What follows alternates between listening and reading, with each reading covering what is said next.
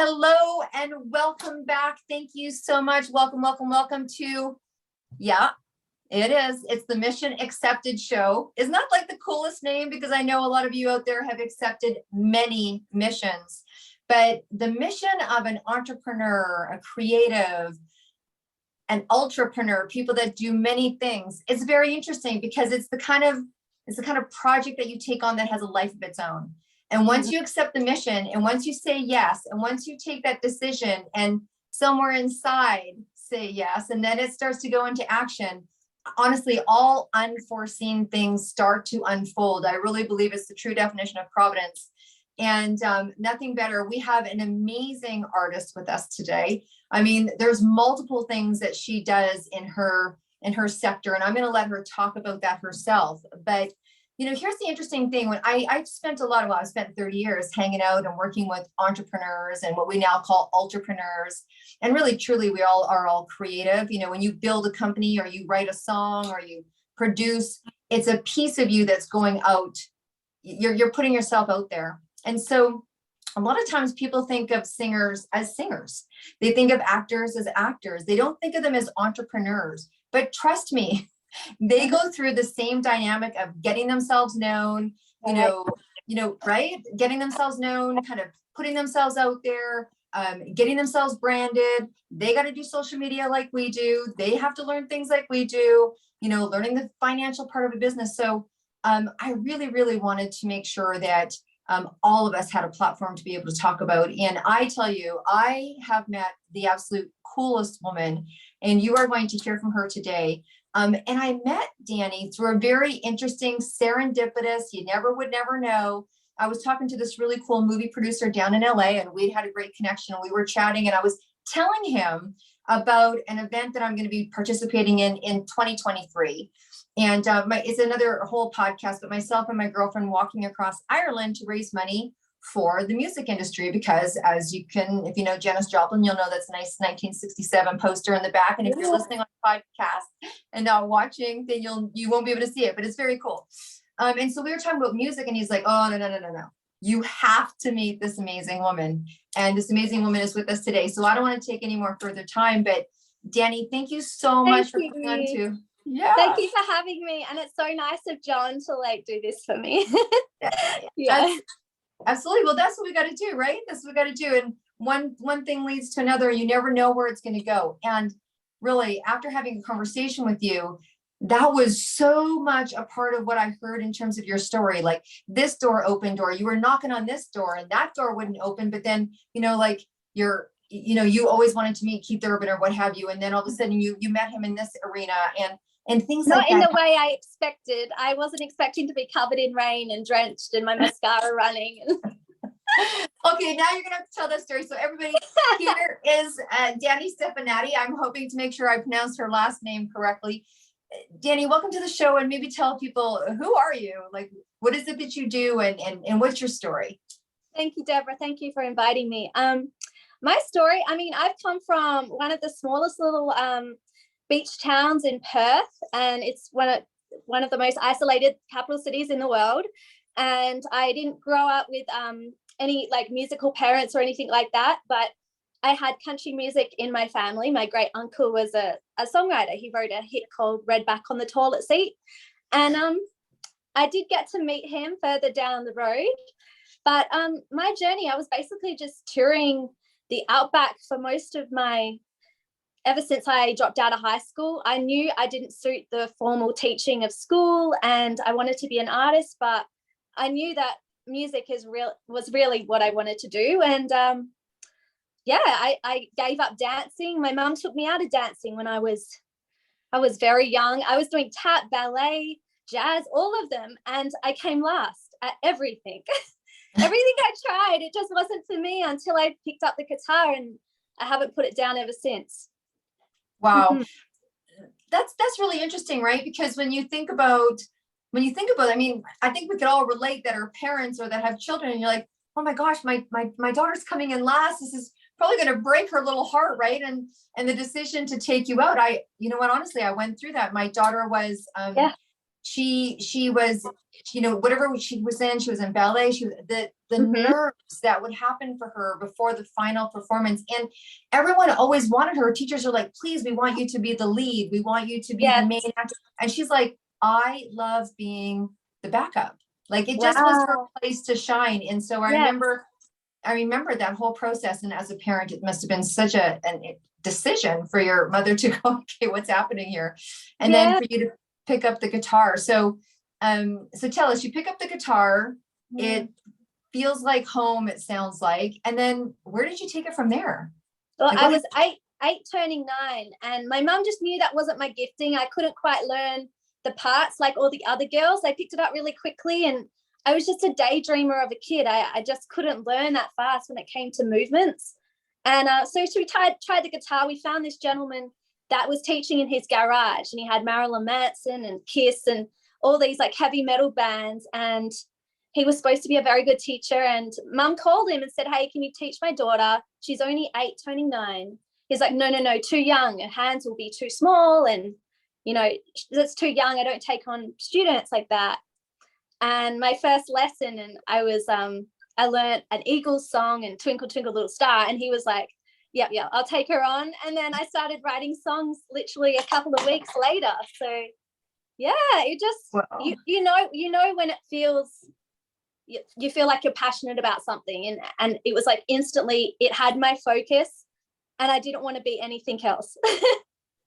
That's amazing. I mean, people, when I say that's amazing, it's amazing because so many people spend a long time trying to find that feeling. And whether it's amazing or how glorious for you to be able to have that experience and that knowingness at that age, and kudos to your mom to being able to recognize that for you. So people that are not watching the video and aren't making a guess about your age right now, so how old are you? So people like they may not know who you are. How old are you right now? Yeah. Well, I'm actually 32. Okay. So 32, and you've already been playing all this time. Yes. Okay. Kind of feels like walking. So you're songwriting. You start songwriting by the time you're 9. You're playing guitar. You're learning Eagles and Twinkle, Twinkle, Little Star. That's got to be part of a movie someday for sure. So where did you take it from there? I mean, that's not like you're not like making a decision and doing the marketing and the branding or whatever. So what happened from 9 years old to the time where you decided to like move it to where you are now? Well, it wasn't, unfortunately, I wasn't blessed with, my face was a bit mixed up when I was born. Well, when I was about 9-ish, I had the most crooked teeth you'd ever seen. And my mum's a beautician, and she used to be waxing ladies and say to, I would sing for them as they're getting waxed, and they would say, shame about her teeth, she's not going to make it as a singer, but I wanted to be a songwriter. My voice wasn't very good, so I really had to work at that. But it just kind of happened organically. I didn't think I could make a profession out of it or anything. But when I was about 12 years old. I went with my dad to Tamworth Country Music Festival, and I realized that I had some kind of gifting in songwriting because I started winning awards, and I started getting all these spots where basically I was not at school very often because I was always gigging. I was always getting like opportunities to fly out to with Glenn Shorrock and do shows, and it became a point where my schooling was going down the drain because I had so much opportunities with music. And it wasn't until I got to my 30s that I've started realizing like my music isn't my identity, because I always used to think like the guitar and music is who I am, but as I've got older, I've realized it's like just a part of who I am, and I'm lucky to find it. But yeah, I've been able to, when I moved to America, I've been able to find myself out here a bit more, which is cool. Mm-hmm. That is cool. I mean, I think that's part of it. Your gift came so young, so that makes perfect sense that would be, and I think a lot of us go through that process. I think it was really for me late 30s, or actually about 36, 37 when I finally had the epiphany, and it happened actually in a holistic treatment with my teacher from India. And we're doing this big it wasn't a ceremony, but it was a 6-hour treatment. And part of the treatment is, you're covered in this clay, and it's called a kayak kelp, and it's from Ayurveda. And at a certain point, she starts bringing in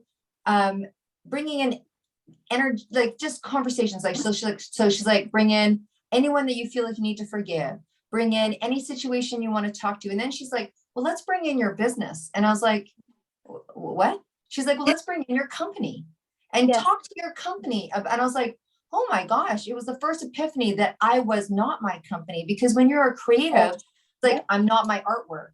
I'm not my, that is an aspect of myself. And it took me that long to recognize that. I was like, so I had a little talk with my company. I was like, okay, excuse me, I think that we could be doing a little better in things. But it was very much like that. I was very taken. I mean, I was raised on country music. My first album was Glenn Campbell, and people sometimes used to make fun of me, and I'm like, oh my God, Kenny Chesney's playing in Las Vegas. Let's go. They're like, yeah, have fun. My daughter says that I'm a city girl with a country heart, and I'm like, I'll take it. I'll take it. Stagecoach. I hope Stagecoach we get to go to that. Yeah, absolutely. So tell us, so here you are, you're making your way, you've decided that it decided you picked it picked you. So tell me, what are your dreams around your business, or what are some of the cool things that have happened to you so far? What have you had to do as a musician to make your way, much like an entrepreneur has to make their way in their business? Like, what about that rain story where your mascara is pouring down your face? Tell us about that. Well, yeah, I used to think when I was 12 to 20, I used to think the only road to success is getting on a reality TV show, getting some exposure, and then bang, I won't have to worry. I can just tour. Won't have to stress. I can write for other people and do it that way. I thought that was the only road to success. But you know how they have a lot of celebrities on the Voice and X Factor and all those shows, which is great publicity for people. I used to, one of my favorite guitar players growing up was Keith Urban. And, he's quite a bit older than me, but like I looked up to him as a player, and he was also from Australia. So he was the main person I could be like, wow, I wish I could do what he does. And so I didn't get aired on some of those reality shows. And I thought, that just means I just need to be behind the scenes as a writer. Like, it's just not going to happen for me. Yeah. So, anyway, so my mom used to get devastated. Like, she was in the bathroom, like, you didn't get in. And she was like so panicking about it. And, but we didn't know that years later I would end up singing for him in Nashville on a couple of days of me being there randomly on a trip. And it was in the pouring rain. He just finished a show at Bridgestone Arena. And I had my Gibson guitar with me, and he actually signed it, this one. And he just came out after his show and heard me singing for a bunch of people. And he was standing in front of me, and I was in a tropical dress. It didn't even match. Like, it was freezing cold. And I remember having like pimples that day. And I just imagined when I met him, I would look really pretty and, have a microphone at least. But no, it was freezing cold. My mascara had gone everywhere. My hair was flat. I looked a wreck. And that was the day I met my favorite guitarist. So yeah. Yeah. Isn't that always the way? Isn't that, it's like that's the mystery to life, you know what I mean? But we put it out there, I want to meet Keith Urban. I want to, and sometimes the universe doesn't quite hear the same picture we have in our head. They're like, okay, well, here's your opportunity. So that was great. So you got to meet him, and it was a great moment. But from then on, that didn't lead to me like directly working with him, but it helped me be able to move out here and get all my letters together and move in the direction that I've always wanted to be. And ever since I was a little girl, I did see myself in America, but I always thought Nashville. But it's funny how we were talking about the biggest surprises. Yeah. And my biggest surprise I've had, was, in a good way, was where I'd be located. I never saw myself in Los Angeles, and I actually had a quick visit when I was in my, early, I was about 24-ish, and I was like, nah, this is not the city for me. I can't see myself here. I was like, I don't like it here. And then, when it got to about 20 or 28 or 29, that's when I moved out here. And I have met some of the most genuine, beautiful people inside LA and an hour out of LA, country people that live in California that are have treated me like family. Like, I have met some of the greatest people of my life out here. So yeah. Isn't that amazing? And that's a great surprise to have. It's like, I mean, you came from Australia. That's quite a trip. And so picking where you're going to land, I imagine, was an important decision, so that's those leaps of faith. That's those, sometimes you don't know. And when you start to say yes, things like that start to happen. And I'm sure there was times and tribulations, and you talked about, so, you thought what reality shows did you go and try out for, or what was that experience like? Because there's a lot of people that are listening to this that, whether it's a TEDx talk, whether it's a stage, whether they want to be a dancer, a singer, an actor, and they go do the reality shows, or they get on the TV shows or the game shows or whatever. What was that like? I won't say the exact name of the shows just in case because of the contracts, but I do know I learned a lot out of them, but I was never aired, and I feel like there's a reason for that too. But I went through a few awkward, I dressed weird at one stage. I just always put it back on I'm just not good enough. And I never thought I was enough until I stopped auditioning for those shows and just did my own thing and just started producing my own music and doing everything from scratch. And I realized I am enough. I didn't fit in a box, but I just didn't know what I was yet. I was trying things out. I'm an artist, but I do think those shows suit certain artists. But for me personally, I just felt a little uncomfortable in that whole you get I like to wear what I want to wear, and I usually like to perform my own songs, and I learned a lot, and I met a lot of cool people that were also contestants.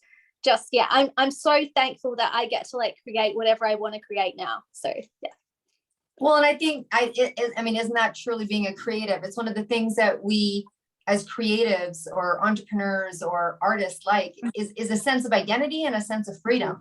There's something where you break away and get to create your own pieces, whether you're sculpting or painting or what have you. And that's why when you walk into an art gallery, some people are like, are you kidding me? I would never hang that in my living room. And I'm like, well, I'm pretty sure they didn't paint it for you. I'm pretty sure they painted it for themselves. And so, then there's things that we're really drawn to. We're like, wow, that's really my style. I relate to that style. So, that's just a colorful world, right? So here's the thing. Your career has expanded. I'm sure when you picked up I didn't expect that. So tell us about the expansion, because I think you've got some pretty cool things going on into the arena of film and movie right now. So share with us that stuff. And that kind of stems into country music, but I always thought, I'm going to be a singer, songwriter, guitarist, and that's all, I'm just going to stick to that, and that's what I am. But then with the acting and film world and producing and all that, producing music and producing film, has kind of stemmed into that. And also being in LA, it kind of goes together, which is so exciting because I love networking. I love meeting people in the arts. I didn't realize how many people in the film and music world are tied together. And so we've got a few projects coming up this next 3 years, and I can't say the name of the country music star, but we were talking about it, but I will be playing this artist. But we're pitching some to the major streaming networks this year, and it's exciting. And I've also got a script called Danni's Paper Dreams that you guys should, it's getting quite a bit of attention, so you should check that out on IMDb. And hopefully we'll get a few of my favorite artists on board with that one. And I've got a few actor friends that we want to create a film for them too, so we're putting things together for that. And That's awesome. I mean, you know, the expansion of it. And so I can't say, and I'm not going to say, but I know the country music artist that she's talking about. And let me tell you, this artist is adored by many. And I'm so excited. And of course, we'll absolutely bring you back on the show. Awesome. In, you know, I'm sure hopefully making the most amazing announcement. I'm sure everybody will know and hear. And it's such an incredible opportunity. As a singer, if you were to give advice to people that are just starting to find their own voice and wanting to make a way in this industry, what are some of the things that you would like to share with people that are just kind of breaking ground or thinking about coming in? What's, you know, can you give them some home court advantage? Like, Yeah. some advice? I think the biggest things that helped me on the roller coaster of the music industry or entertainment industry is listening to your intuition and your gut.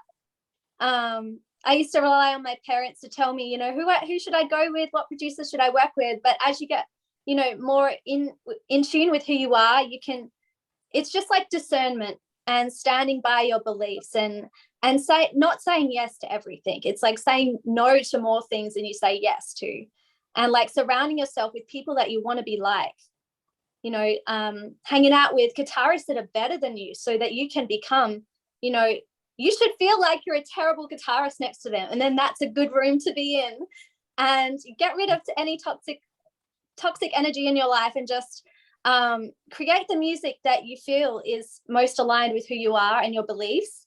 And don't feel like you're going to get cancelled for it. You know, just stand firmly on that, and the money will come, the opportunities will come if you're like radiating a palette of art that is authentic to yourself, you know. Yeah.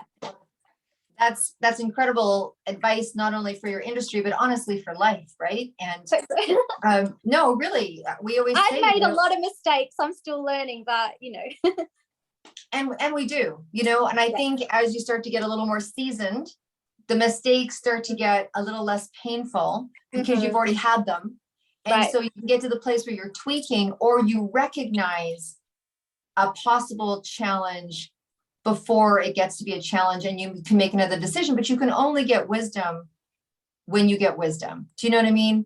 Yeah. You have to have those experiences and have people, like you said, around you. Like, people have asked me, like, you know, how have you gotten to where you've gotten to? And I'm like, coaches, therapists, business coaches, mentors. I mean, you name it. It's like hanging with people that know more, that do more, and learning enough to know that if I don't know something about an area, I'm going to hire an expert, or I'm going to go talk to an expert. And one of the things that I love when I was listening to you is that you didn't stop asking.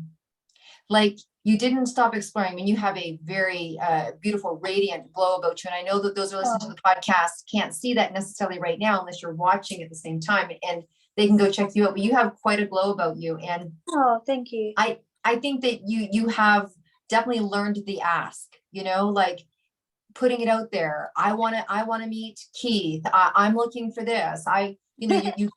You are asking, whether it's the universe or whether it's people or what have you. It doesn't seem like you're afraid to put yourself out there. And I think that's, you know, obviously part of your success. Oh yeah, you have to be direct. Yeah. Sometimes I'm too direct. But I used to be very shy, but as I got older, I learned have to, no one else is going to do it for you. I've put myself in some stupid situations. Like I've knocked on doors. I've gone into studios with my tapes. I want you guys to hear me. I'm the next Jewel. You got to hear me. And it gets me in trouble sometimes, but I don't care, you know. Well, you know what? Wouldn't you rather be in trouble than not known? Yes, that's right. I mean, at least you're being talked about, right? At least you're like, who's that crazy girl? Who let her in the front door? Don't ever let her here again. Who was that? Well, her name was, okay. And so they're going to hear it and they'll see you like, oh my gosh, look at you walking across the red carpet. I remember saying no to you. Damn. Lisa made an impression. It's like a Drew Barrymore moment. Absolutely. Absolutely. So here it is. You've got some movie stuff going on, you know, you're writing your own songs. Oh, and for other know, artists, I forgot to tell you that one. yeah, no, tell us. Okay, sure. Yes, there's an artist that was on the Chosen movie, which is the biggest Christian movie series. Oh, is it TV series? Yeah. To come out. I don't know if they filmed it in Texas, but anyway, I've been invited to write. We just finished writing a song for one of the singers that's on that show, so that's been really cool. And she's based in Nashville, so yeah, all these exciting things in the CCM world, the country world, and LA. Oh, wow, that's amazing. You're going to have to let us know. And obviously, before we go, you're going to be telling us how people can get in touch with you and how to follow along. And we're also going to be, just so you know, my audience that knows, we're starting to release it. We're doing, myself and a colleague of mine, like I said, we're walking across Ireland to raise money for the Music Association. And we're not just walking across the country. We're literally walking 10 marathons one day after the other to raise awareness, support, relationships, and financial support to the music industry, because, you know, we both love music, and we both have a belief around music that I think it's one of the most powerful vibrations in the world. It doesn't matter your age, your color, your gender, you know, what kind of music that you love. We all have a song that when we hear it makes us feel good, you know? Yes. And so we think that the world needs lots of that. Absolutely. And so supporting all music, and we're working with an organization, that's in 19 countries and hopefully even more so by the time we finish this. And so if you guys go to the Instagram, They Did It tour, we're going to have Danni just being able to put her journey on there as well. So you're going to be able to follow her on there. But honestly, Danni, tell these guys what your Instagram handle is and other places they can reach you. You might have to type it because my name's kind of hard to say, but it's Danni Stefanetti. You can follow my Instagram, Facebook. I post all my latest, shows and everything on Instagram. So yeah. Okay. Well, and we're also going to have your information on the show when this show releases, and we're going to do lots of social around this as well. Awesome. So thank you. Can tap into that. And that's very inspiring, your marathon, but you're going to lose too much weight. We're going to have to take you out like a humongous dessert bar afterwards. Well, I'm sure we're going to, it's going to be first of all, it's a walking 10 marathons, but I'm sure when we land at the pub at the end of each night, there's going to be a lot of food for us to eat and fuel up on. But thank you for that. And then we're going to end at the Cliffs of Moher, which is just going to be an absolute gorgeous. We'll keep people will be able to have you, you'll be on the Instagram there, and we'll be able to keep on top of what it is you're doing. Before we go to the most exciting part of the interview, and that's going to be able to hear that amazing voice of yours, can you just share with our listeners? I mean, obviously you've had some incredible experiences, but when you made the decision, when you took the mission on to make this your personal mission, you could have been amazing at guitar. You could have, you've got it in your family. You could have stayed in Perth. You could have chosen a different life, but been an amazing, sing within your community. When you took that mission on to kind of make it bigger and better for yourself, like that's what you wanted. What has been, and I know there's been lots, but if I was to ask you the question, what was the thing that was the most surprising? What was one of those moments I never thought this was going to happen to me, or I can't believe I'm standing here and now? Can you share with us one of those magical surprises that happened from saying, I'll take on the mission? Well, I have always liked risk, and I'm kind of addicted to getting no's. So it makes me work way harder when I get rejected. So it's moving from my hometown, which was comfortable by the beach. I know everyone there. I have a house. I have everything I need, was becoming routine. And I knew I had to push myself to not to get famous or successful, but to get successful in a different way. So find who I am and put my musical art to use. And the best way I knew how was I got a call to sing out in LA, and I just had to say yes, because I knew in my gut feeling, my intuition told me that, this is the place I'm supposed to be. And I prayed a lot about it, and I knew that even though I personally wouldn't have chosen that city. I knew it was the right thing for some reason. I can't explain it. The biggest surprise I had was pre-pandemic. I've always loved makeup and jewelry and all that, all of that. But I realized that there's a lot of red carpet, you know, glitzy stuff happening in LA. And I thought it was like the coolest thing. But after the pandemic happened, I started to like get rid of a lot of my clothes and realize that I still like makeup and jewelry and stuff. But I realized that it doesn't really matter. And I've met a lot of real people on the farm and in the area, like Redlands. And I've realized that like even my guitars, like they don't really, I love playing them, but I used to put so much focus on material things. And when I let that go, like after the pandemic, I realized we're all in the same position. We're all going through the same stuff. And it's just like a beautiful time to be alive, because there's just, I don't know, everybody's feeling like looking for hope. And I don't know, I feel like it's a really good place to be. Yeah. Wow, that's incredible. And I know we only have you for a short time, so we're so like blessed and grateful, but you've decided and that you are willing to share some of your music with us today. So would you like to play that Keith Urban signed Beauty of a Guitar there and share some of your words, and then we'll, yeah. And I know for you guys that aren't you'll be able to watch this live, but you'll be able to listen to it as well. So go for it, girl. I'm gonna do my latest song because I usually like my latest ones the best.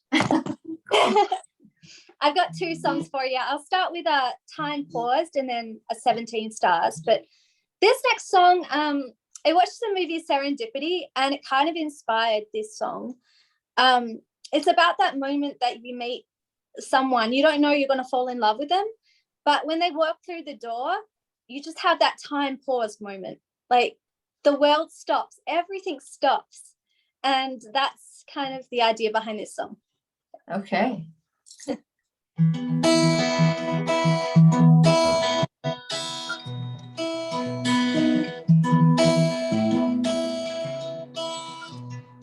Snowflakes falling on my window pane, romance books down by 4th Street Lane. Lovers look at each other through the rain. As I'm passing to the train, I had reasons, but I am not reasoning feelings, the kind that don't want to leave new meanings. Now everything reminds me of you. I've been floating, I've been my own thoughts, but time paused when you walked through the door. Oh, I knew I was yours, the way time paused.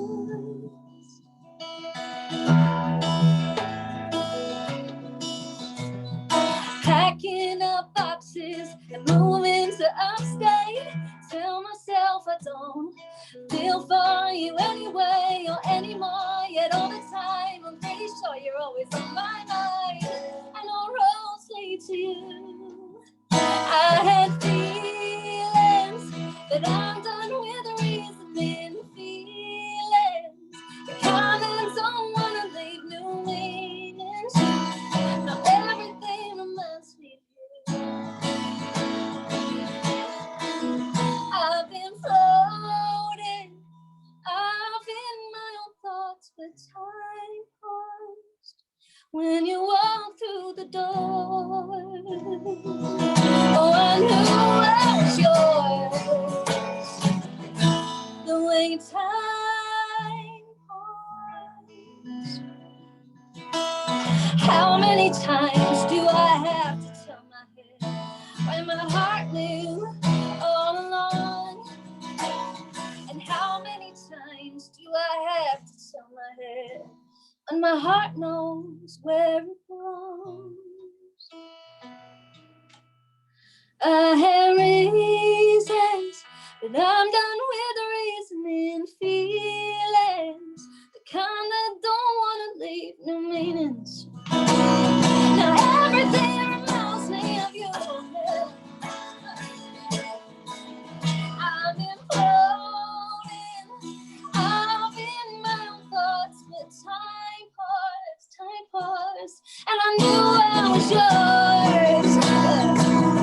Yeah, I knew I was yours. The way time paused.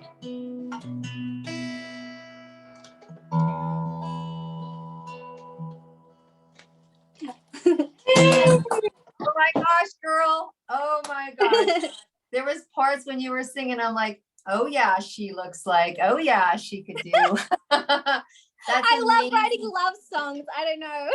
They're so easy to write. I could see that for you. I could see that. You're kind of oozing the goose and the love. Oh my gosh, it's so amazing.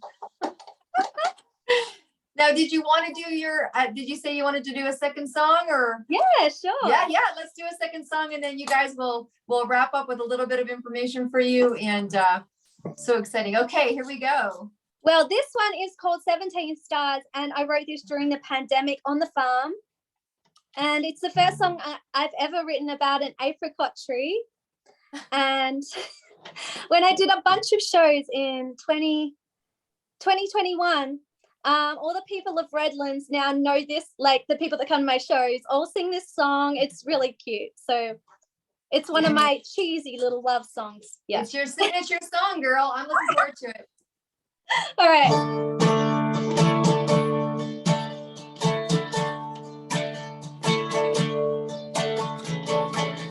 Love the way that we argue on a Monday.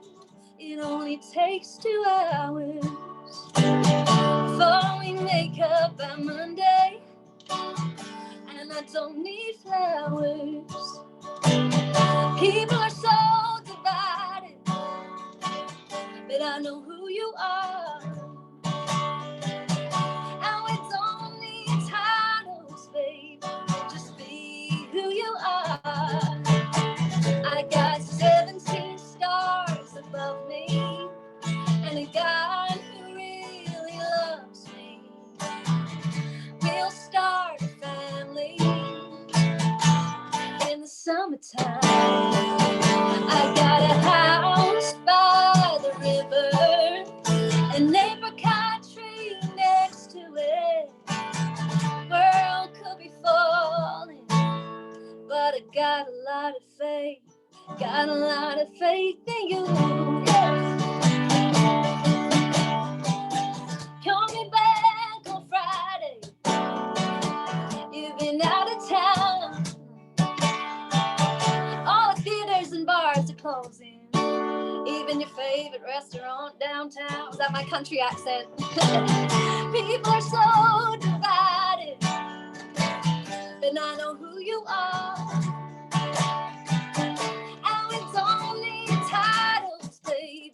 Just be who you are. All right.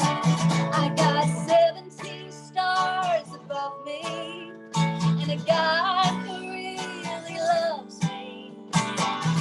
We'll start a family in the summertime. I got a house by the river, an apricot tree next to it. The world could be falling, but I got a lot of faith. I used to read the stars, but you made them. I used to read the stars, but now I look to you. Oh, I used to read the stars,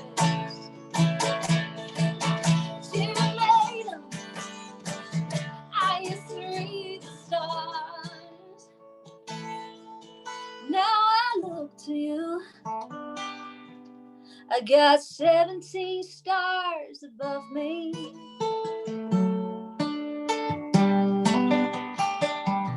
We'll start a family in summertime. I got a house by the